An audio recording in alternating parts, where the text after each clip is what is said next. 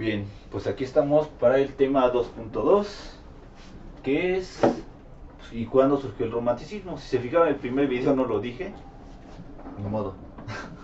Vean este para saber. El 2.2 se llama La razón y el despotismo de la libertad.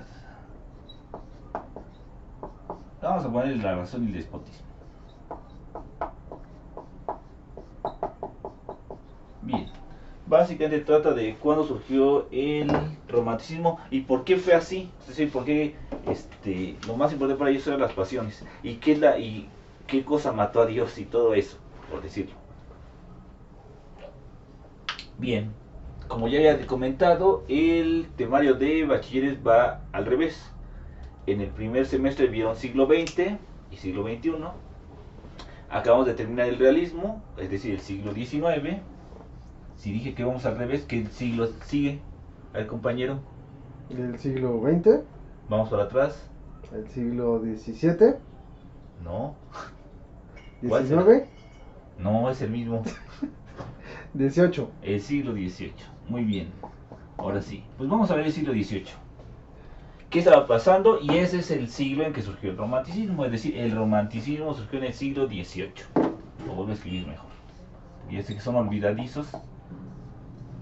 Y es importante. Siglo XVIII. Bien, el siglo XVIII tiene un nombre. Al siglo XIX se le llamó el siglo del progreso.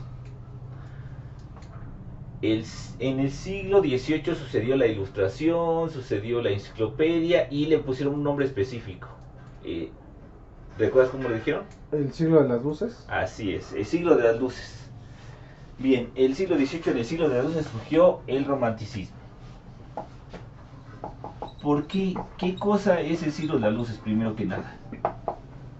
Y eso nos va a explicar por qué fue así el romanticismo. ¿Recuerdas por qué decían siglo de las luces? Porque. Por la ilustración. La ilustración muy bien, pero ¿qué tiene que ver eso con las luces? De hecho sí tiene algo que ver bastante. La luz colorea, ilustra. Claro, ilustra, efectivamente. Sí, claro, tiene que ver con eso. ¿Qué es la luz? ¿Cuál es la luz que estaba en el siglo de las luces? ¿Inventaron la luz eléctrica? ¿No? No, eso fue en el siglo XIX. No había luz y inventaron el fuego. No, ya No, existía. ya existía, esa es la prehistoria. Bueno, el fuego siempre ha existido, ¿no? Pero no decidieron alimentar el fuego. Entonces, ¿qué cosa te dieron cuenta? ¿Cuál era la luz del siglo de las luces? Se quitaron la venda de los ojos. Más o menos. Eh, ¿Esa venda cuál es? Creyeron en teorías conspirativas. No, Expedientes secretos X fueron abiertos. no. Ni idea. La luz de la que hablan es la luz del conocimiento. ¿Qué tiene que ver con esas teorías conspirativas? Supone que estamos cegados por la ignorancia. Lo que está en oscuras es lo que nos tiene es la ignorancia. Bien. Y lo que nos despierta es la luz del conocimiento. Bien, la luz de la razón precisamente. Bien, entonces estaban en el siglo de la luz de la razón.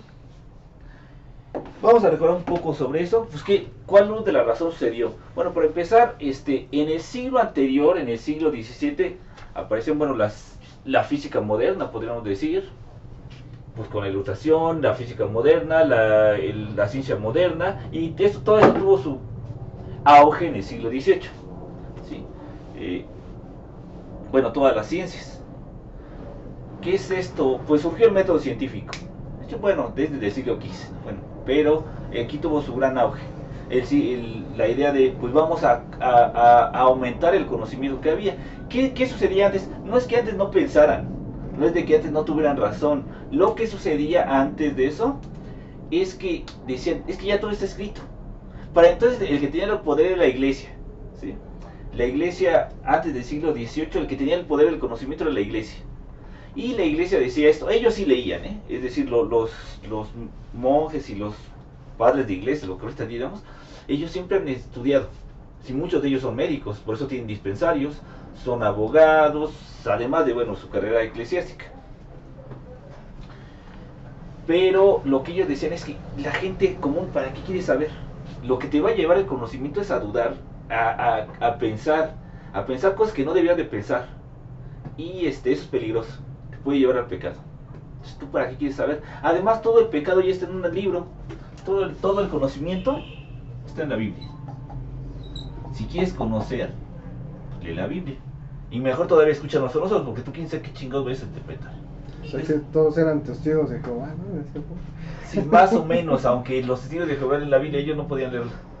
Si para ellos no leas la Biblia porque quién sabe qué ibas a interpretar, pues como teorías conspirativas de y esto significa que no sé qué tanto ching. Bueno, ellos no. Nosotros sí sabemos cómo se lee. Te vamos a enseñar. Estaba en la Biblia o en los textos grecorromanos. Porque, bueno, larga historia, la iglesia tiene los textos grecorromanos, es de los griegos y los romanos que habían escrito hace muchísimos siglos. Pues de ahí vienen nuestras matemáticas, ¿no? El teorema de Pitágoras, etcétera. Ellos lo conocían, pero la demás gente no tiene por qué conocer esto. Y aunque, bueno, ya no hay más conocimiento, todo ya está escrito. Por lo tanto, estaba en la Biblia o en los griegos y romanos, vamos a poner nada más griegos. ¿Sí? Todo ello es lo que conocían todo. Por lo tanto ya no hay que buscar más. Bueno, esos dijeron, estos empezaron a pensar, no es cierto, hay más que pensar. ¿Sí? Los descubrimientos de la física no lo hicieron los griegos, ellos no se interesaban en eso, o no tanto. ¿Sí? Era una física aristotélica, que no, bueno, pues, no estaba bien, o sea, tenía lógica, pero realmente no es la que tenemos. ¿Sí? Bien. Bien, entonces, ¿qué sucedió? En ese tiempo empezaron a investigar. Y ya no vas a creer todo lo que diga la iglesia. Bien. Esto hizo un gran cambio en la forma de pensar. No solamente empezaron a descubrir cosas nuevas en ciencias naturales, sino que también esto tuvo consecuencias en el plano, como decirlo, en el plano socioeconómico y en el plano, bueno, totalmente social, político. El cambio que tuvo en la época en el plano económico y político fue muy grande. Vamos un poco a hablar del tema. Antes del siglo XVIII, prácticamente todos los gobiernos en Europa eran una monarquía.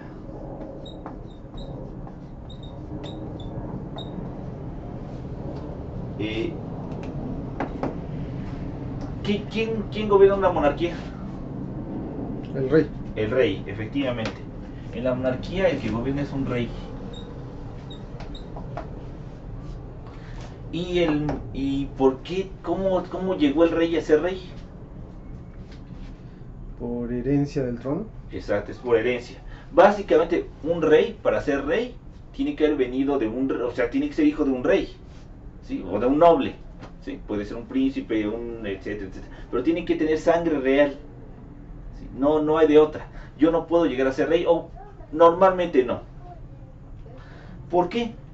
Bueno, porque resulta que tenían la idea de que Dios en algún momento había escogido a esa familia para gobernar. Todo eso tiene algo un poco que ver, bueno, nosotros diríamos así, un poco con las ideas de genética. Claro que ellos no tenían ninguna idea de genética, pero era un poco, ellos habían visto que los animales grandes, sus hijos eran grandes. Si en algún momento un rey había sido buen gobernante, pues su hijo iba a ser buen gobernante. Y así, todo eso obviamente lo decían, todo basado en la fe. Pero sucedió algo en este momento. Los reyes, en este momento, específicamente más o menos del siglo XVIII, desde antes, empezaron a haber muchas guerras. ¿Sí? Y las guerras pues cuestan, ¿no? ¿Sí? Igual que las refinerías. Pero pues en algún momento se les acabó el dinero. ¿Quién le puede prestar dinero a un rey? Pues, ¿quién chingados va a poder? No, ellos son reyes, ¿no? Tienen todo el dinero. No es cierto, porque bueno, uno es un poco complicado, pero ya no tenían dinero. Y estaban haciéndose guerras entre ellos. Bien, resulta que desde unos años antes, unos siglos antes, había surgido una serie de personas que tienen dinero.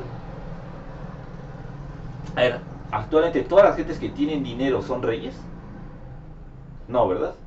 No. Entonces, la gente rica, ¿a qué se dedica? Normalmente al comercio. Exacto, son comerciantes, algunos son empresarios.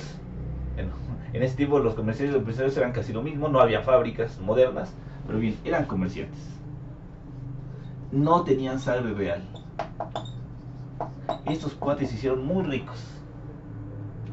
Y pues aquí le iban a pedir los reyes, pues a los comerciantes. Y estos cuates, los que tenían dinero, eran los que podían leer las nuevas ideas, que tenían la física, las nuevas ideas filosóficas, etcétera. Y en un momento dado, esos cuates eran letrados, es decir, conocían esas cosas, ¿sí? Y en un momento dado se pusieron a pensar, a ver, ¿de dónde sacaron eso de la sangre real?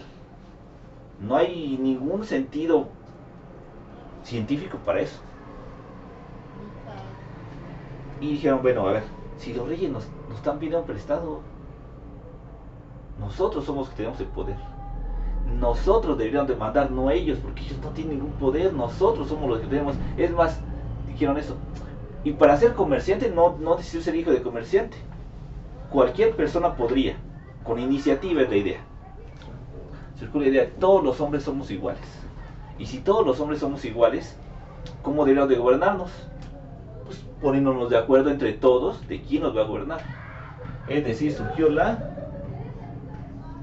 Democracia. La democracia moderna. Porque había una más antigua, la democracia griega. Bien. Obviamente los reyes no se iban a dejar salir del trono fácilmente, ¿no? Sí. No dijeron, no, pues ya me voy. Pues se resistieron. Y si se resiste a alguien a cambiar el gobierno, pues hay que hacer una guerra, ¿no? Revolución. Una revolución. Hubo revoluciones muy importantes a lo largo del siglo XVII y XVIII. Estas revoluciones también se les llama las revoluciones, ahorita que está tan de moda el nombre, liberales. No neoliberales, liberales. Ya ven, no se pongan debajo de estas cosas. Las revoluciones liberales. Las dos más grandes, la primera fue la de Estados Unidos, y la más importante de todas fue la de un país que está en Europa que se llama Francia, la Revolución Francesa. La primera fue la de Estados Unidos, la más importante la Revolución Francesa. ¿Sí? Bien, hicieron la revolución, pues ganaron, mataron al rey, guillotinaron a María Antonieta, guillotinaron un chingo de gente. Esa época se llamó la época del terror.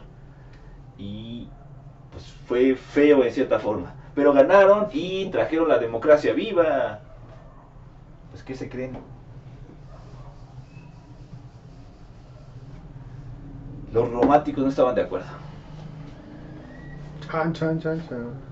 ¿Por qué? ¿Por qué? Si está bien chingón, ¿no? De poca, ¿no? Ya tenemos la libertad, ya tenemos la ciencia. Pues los románticos no estaban de acuerdo. Al principio sí, de hecho al principio estuvieron muy de acuerdo, muchos de ellos fueron revolucionarios, se fueron a la guerra, ganaron, algunos de ellos eran científicos, digo, no eran unos grandes científicos, pero sí había científicos, digo, no había un Newton, pero después se pusieron en contra de esto. Problemas. ¿Cuál fue el problema? Francia, donde estuvo la revolución. Como ya dije, no sé si te acuerdas, ¿en qué país surgió el romanticismo? En Alemania. Y Inglaterra. Bueno, Alemania e Inglaterra.